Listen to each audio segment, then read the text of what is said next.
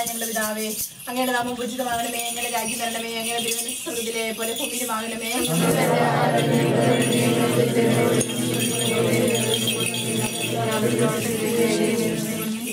പറയുമേ സുസ്ഥീകർത്താവ് അങ്ങയുടെ കൂടെ സ്ത്രീകൾ അങ്ങനെ ഗ്രഹിക്കപ്പെട്ടവളാകുന്നു.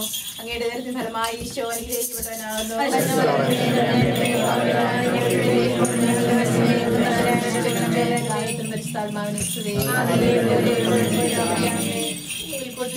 ഈശോയുടെ സമാധാനവും സന്തോഷവും ഈ കുടുംബത്തിലുണ്ടായിരിക്കട്ടെ.